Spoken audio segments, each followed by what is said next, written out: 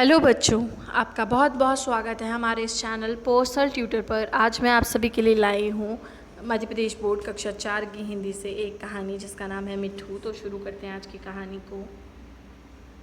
बंदरों के तमाशे तो तुमने बहुत देखे होंगे। मदारी के इशारों पर बंदर कैसी कैसी नकल करता है, उसकी शरारतें भी तुमने देखी होंगी। तुमने उसे घरों से कपड़े उठाकर भागते देखा होगा। पर हम तुम्हें एक ऐसा हाल सुनाते हैं जिससे मालूम होगा कि बंदर लड़कों से दोस्ती भी कर सकता है। कुछ दिन हुए, लखनऊ में एक सर्कस कंपनी आई। उनके पास शेर, भालू, चीता और कई तरह के जानवर और भी थे। इनके साथ एक बंदर मिट्ठू भी था। लड़कों के झुंड रोज इन जानवरों को देखने आया करते थे। मिट्ठू ही उन्हें सबसे अच्छा लगता था। उन्हीं लड़कों में से गोपाल भी था। वह रोज आता था और मिट्ठू के पास घंटों चुपचाप बैठा रहता। उसे शेर, भालू, चीते आदि से कोई प्रेम न था। वह मिट्ठू के लिए घर से चने, मटर, केले लाता और खिलाता। मिट्ठू भी उससे इतना हिल गया कि बगैर उसके खिलाए कुछ न खाता। इस तरह दोनों में बड़ी दोस्ती हो गई। एक दिन गोपाल ने सुना कि सर्कस कंपनी वहाँ से दूसरे शहर जा रही है। यह सुनकर उसको बहुत रंज हुआ। वह रोता हुआ माँ के पास आया और बोला, अम्मा मुझे एक अठन्नी दो, मैं जाकर मिट्ठू को खरीद लाऊं। वह ना जाने कहाँ चला जाएगा, फिर मैं उसे कैसे देखूंगा। वह भी मुझे न देखेगा तो रोएगा। माँ ने समझाया, बेटा बंदर किसी को प्यार नहीं करता, वह तो बड़ा शैतान होता है। यहाँ आकर सबको काटेगा, मुफ्त में उल्हाने सुनने पड़ेंगे। लेकिन लड़के पर माँ के समझाने का कोई असर ना हुआ। वह रोने लगा। आखिर मैं मजबूर होकर उसे एक अठन्नी दे दी। अठन्नी पाकर गोपाल मारे खुशी के फूल उठा। उसने अठन्नी को मिट्टी में मलकर खूब चमकाया। फिर मिट्ठू को खरीदने चल दिया, लेकिन मिट्ठू वहाँ दिखाई न दिया। गोपाल का दिल भर आया। मिट्ठू कहीं भाग तो नहीं गया। मालिक को अठन्नी दिखाकर गोपाल बोला, क्यों साहब, मिट्ठू को मेरे हाथ बेचेंगे? मालिक रोज उसे मिट्ठू को खेलते और खिलाते देखता था। हंसकर बोला, अब की बार आऊँगा तो मिट्ठू को तुम्हें दे दूँगा।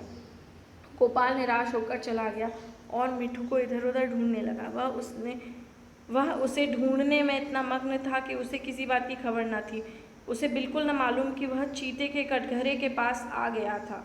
चीता भीतर चुपचाप लेटा था। गोपाल को कटघरे के पास देखकर उसने पंजा बाहर निकाला और उसे पकड़ने की कोशिश की। गोपाल तो दूसरी तरफ ताक रहा था। उसे क्या खबर थी कि चीते का तेज पंजा उसके हाथ के पास पहुंच गया है। वह इतना करीब था कि चीता उसे पकड़कर खींच ले कि मिट्ठू ना मालूम कहाँ से आकर उसके पंजे पर कूद पड़ा और पंजे को दांतों से काटने लगा। चीते ने दूसरा पंजा निकालकर उसे ऐसा घायल किया कि वह वहीं पर गिर पड़ा और जोर जोर से चीखने लगा। मिट्ठू की यह हालत देखकर गोपाल भी रोने लगा। दोनों का रोना सुनकर लोग दौड़े। उन्होंने देखा कि मिट्ठू बेहोश पड़ा है और गोपाल रो रहा है। मिट्ठू का घाव तुरंत धोया गया और मरहम लगाया गया।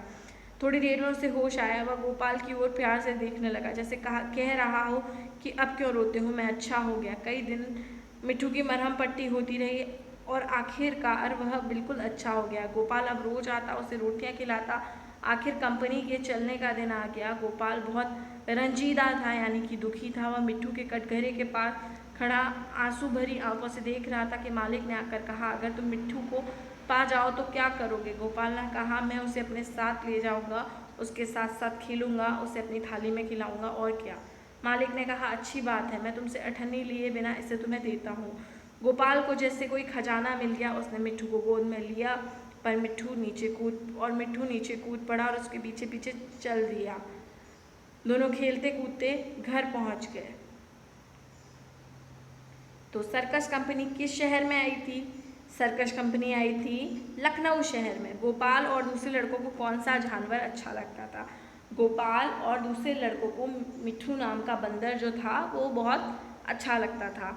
गोपाल और मिट्ठू आपस में मित्र कैसे बने? तो बात दरअसल ये थी कि गोपाल जो था वो रोज़ कहाँ आता था? उस सर्कस कंपनी आता था मिट्ठू से मिलने और अपने साथ उसके लिए घर से कभी चने, कभी केले जैसी चीज़ें लेके आता था। इस तरह दोनों में धीरे धीरे काफ़ी अच्छी दोस्ती हो गई।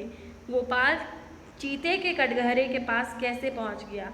तो गोपाल जो है वो मिट्ठू को ढूंढते ढूंढते चीते के कटघरे के पास पहुंच गया। मिट्ठू कैसे घायल हो गया? तो मिट्ठू जो था वो गोपाल को बचाते बचाते, मतलब चीते के पंजे से गोपाल को बचाते हुए घायल हो गया। गोपाल प्रसन्न क्यों था? गोपाल इसलिए प्रसन्न था क्योंकि जो सर्कस कंपनी का मालिक था उसने मिट्ठू को गोपाल को दे दिया था, इसलिए गोपाल प्रसन्न था। तो इस कहानी का नाम था मिट्ठू। अगर आपको भी ये कहानी पसंद आई हो तो इस वीडियो को लाइक कीजिए, चैनल को सब्सक्राइब कीजिए। Thank you.